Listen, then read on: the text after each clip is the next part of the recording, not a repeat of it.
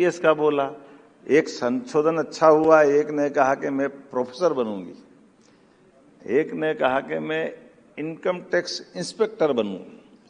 तो मैंने कहा इनकम टैक्स का अधिकारी क्यों नहीं बनेगा, इंस्पेक्टर क्यों बनेगा? तो मैंने कहा तुम्हारे क्या होता है, तुम क्या करता, परिवार में क्या होता है? बोले पिताजी दुकान चलाते। मैंने कहा बहुत परेशान है इनका इंस्पेक्टर ये इंस्पेक्टर की ताकत, बोले इंस्पेक्टर में रुतबा है। मैंने कहा ये बात सही है, अधिकारी तो ऑफिस में बैठा कौन पूछता होगा, दुकान पे आके कोई मगजमारी करता होगा तो वो बच्चों के मन पे क्या असर होता है, ये उदाहरण अपने आप दिखाई देता है। ये हमको चुनौती भी है, ये हमको चेतावनी भी है, और ये हमको इसकी संवेदनशीलता को भी समझने की आवश्यकता है। मैं इस बात के लिए गर्व से कह सकता हूं, यशस्वी प्रधानमंत्री के लिए जोरदार अभिनंदन करो श्रीमान नरेंद्र मोदी जी की। बदलते दौर में इनकम टैक्स के लिए पूरा सिस्टम बदल दिया। क्या सिस्टम बदला उनने? अब इनकम टैक्स के रिटर्न जमा करने के लिए हमको वकील को पकड़ने की जरूरत नहीं, आप रिटर्न जमा करो, और व्हाइट ब्लैक का बहुत बड़े पैमाने पर अंतर समाप्त कर दिया।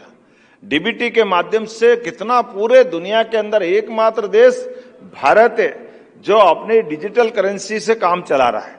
सारे, मैं अभी भुट्टा खाने जाऊं, आप भी चाय पीने जाओ, सब्जी खरीदने जाओ, वो आपसे कहता है पैसे नहीं तो कोई बात नहीं, मोबाइल तो है, और परिवार ही काम निपट जाता है। इससे अच्छा और कौन सा दुनिया का, ये वाकई अद्भुत समय चल रहा है। ये वो भी तब जब मैं टैलेंट की बात शुरू करूंगा तो आपको ध्यान में आएगा। अब ये मैं कभी बात निकालता हूं तो मेरे कांग्रेस के मित्र कहते कि आप कुछ भी करो, हमको क्यों बोलते हो? अब मैंने कहा तुमको नहीं बोलूं तो मेरा भी काम नहीं चलता, तुम्हारा अपने पाप भी नहीं दिखते, तुमको तो दिखाने ही पड़ते हैं। आप अंदाज लगा लो उनके शासनकाल के दरमियान इस देश के अंदर, लाइन से आप कल्पना करो, हमारे देश की 1947 के समय दुनिया के देशों के अंदर हमारा नंबर 15 था। कौन सा नंबर था? 15। अटल बिहारी वाजपेयी जी के लिए जोरदार अभिनंदन करो श्रीमान अटल जी के लिए, जिनके शासनकाल में पहली बार गांवों के लिए प्रधानमंत्री सड़क का हमको एहसास हुआ है।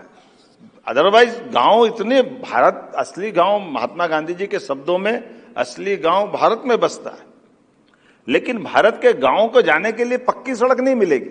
क्या सोचना था? ये मनमोहन सिंह जी वित्त मंत्री थे, ये कहते रहे काय के लिए सड़क बनाई, गांव में तो बैलगाड़ी से चलते हैं।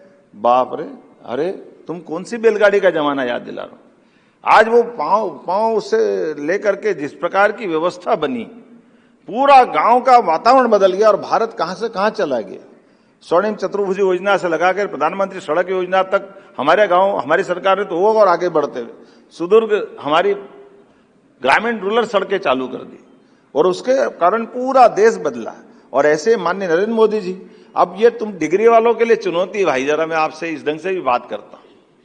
मनमोहन सिंह जी की बात अगर निकली तो उनने वित्त मंत्री के पहले गवर्नर थे, उनकी बहुत बड़ी बड़ी डिग्री, विदेश में पढ़ के आए, और विदेश में पढ़ के आने के बाद उनके पास उसका फाइनेंस का बहुत बड़ा अनुभव। आमतौर पे फाइनेंस वाले जो बन जाते तो उनका अपना अलग रुतबा रहता है, बाकी से क्या तुम क्या समझते हो, हमारे ये संसार हमारे हिसाब से चलता है, और वो अपनी चिंता भी रखते हैं, बात भी सही, सारे प्रबंधन उनको ही करना पड़ते हैं। अब ऐसे में हमने सबने देखा कि एक बड़े अधिकारी गवर्नर करके आए, और गवर्नर के बाद वो वित्त मंत्री बने, और ये बात सही, वित्त मंत्री में भी काफी उनने काम किया, और वित्त मंत्री के बाद जब 10 साल वो प्रधानमंत्री बन गए, और बड़ी बात है, कितनी बड़ी बात है, 10 साल प्रधानमंत्री रहे, तो अपनी सारी व्यवस्था को समझ लेना चाहिए।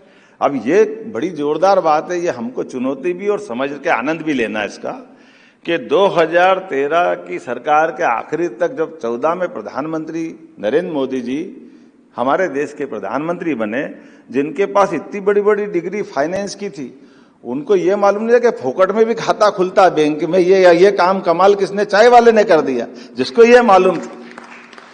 आपके बैंक के अंदर आपका जीरो बजट में खाता खुलता है, जीरो अमाउंट में खाता खुलता है, और उसका फर्क क्या पड़ा? उसका फर्क ऐसा पड़ा कि यही 40 साल पहले तत्कालीन प्रधानमंत्री राजीव गांधी जी कहते थे कि मैं 1 रुपया भेजता हूं और वो 15 पैसे पहुंचता है। ये जो रास्ते में बैरियर लगते थे, ये सारे बैरियर कैसे खत्म हो गए? डीबीटी से। डीबीटी के माध्यम से गरीब का पैसा सीधा उसके खाते में पहुंचाना, इसके लिए जीरो राशि का अकाउंट खोलना था कि नहीं खोलना था? ये जो हमारी बुद्धिमत्ता, ये बताओ, ये उनको इतने बड़े बड़े पढ़ने वालों को नहीं मालूम पड़ी, लेकिन एक चाय वाले को मालूम थी। ये अपना देश और ये अपने प्रधानमंत्री की टैलेंट, उनकी सच्ची भावना कि जिसका हक का पैसा उसके खाते में जाना चाहिए। अभी अपने में से भी सबके खाते में आप 25-25 हजार पहुंचे, किसी को 2-5 रुपए स्कूल वालों को तो नहीं दिए? बताना भैया, किसी ने दिए क्या? ये डीबीटी का फायदा है कि नहीं? आपके हक की राशि, अभी कुछ को तो लैपटॉप यहां दिए, बाकी को सारे खाते में पैसे आपको मिल रहे हैं। आप अपने स्तर पे लैपटॉप खरीदना, लेकिन ध्यान देना, खरीद लेना, ऐसा मत करना पैसे वैसे इधर बिगाड़ दो। आप भी ध्यान देना, जिन जिन के पास भी पहुंच रहे हैं, ये आपको चुनौती है। एक जरूर आपसे निवेदन करना चाहता हूं, अभी जितने बच्चों से पूछा, मैं दोनों तीनों चीजों में देख रहा था, अपना देश दुनिया का सबसे बड़ा गणतंत्र है, सबसे बड़ा लोकतंत्र है, और इस लोकतंत्र का आनंद के लिए नेताजी सुभाष चंद्र बोस जैसा टैलेंटेड व्यक्ति, जिसने आईसीएस की एग्जाम 1923 में सबसे टॉप 10 में पास की, और टॉप 10 में पास करने के बाद उसको लात मार करके कागज की डिग्री फाड़ के फेंक दी कि मुझे नौकरी नहीं करना है। ये अंग्रेज कहते थे भारतीय लोगों में बुद्धि नहीं है, मुझे बुद्धिमत्ता का प्रमाण देना था, इसलिए आईसीएस की एग्जाम पास की।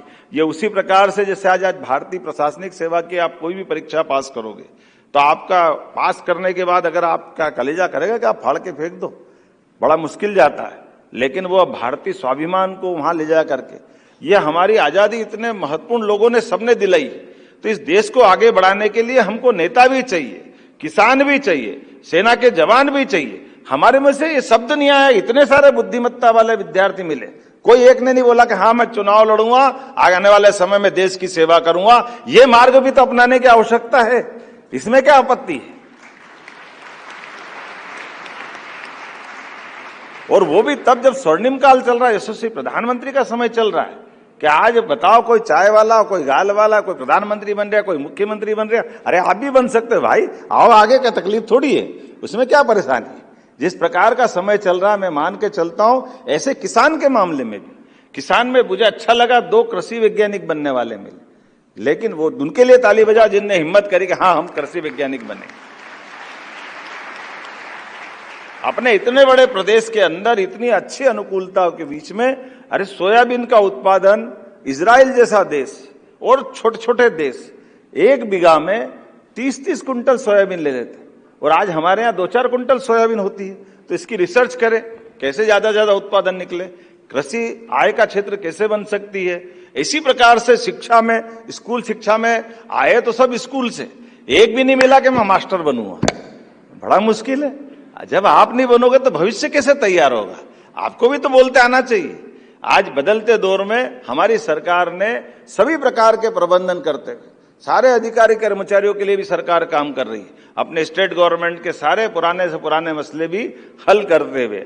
अभी इस प्रकार से, जैसे अभी मंत्री जी ने बताया कि लैपटॉप भी हमने चालू सत्र में दिए, ऐसा नहीं कि ये पूरा समय निकल गया फिर देने वाले। और अगले बार तो ये जो देखा गया, ध्यान में आ रहा है कि बड़े पैमाने पे लोग लैपटॉप की राशि तो लेते, लेकिन लैपटॉप घर वाले माता पिता या कोई कारण से उनके पैसे खर्च हो जाते हैं। तो कोशिश करेंगे, विभाग तैयारी करे, कोशिश करेंगे कि सभी बच्चों को अच्छी कंपनी का लैपटॉप उनको यहीं प्रदान करे पूरे प्रदेश में एक साथ। क्योंकि जिस प्रकार से साइकिल का होता था, इस बार साइकिलें, हम 15 लाख साइकिलें देने वाले हैं पूरे प्रदेश के बच्चों के लिए, जिनके स्कूल से अपने घर की दूरी है, उन बच्चों को स्कूल में हम साइकिल जाने के लिए साइकिल दे रहे हैं, 6ठी और 9वीं के बच्चों को।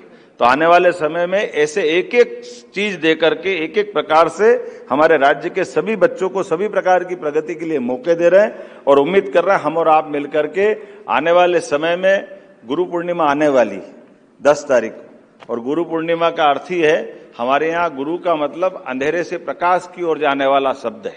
दोनों का संधि विच्छेद करो तो गुरु का सच्चा अर्थ वही। इसलिए हमने इस कंफ्यूजन को दूर कर दिया। कुलपति क्या होते हैं? हमने कहा कुलपति नहीं कुलगुरु चाहिए, इसलिए पूरे प्रदेश में हमने जितने वाइस चांसलर है उनका हिंदी में जो नाम हमारा आदिकाल से चलता आया उसको कुलगुरु करके प्रयास किया है।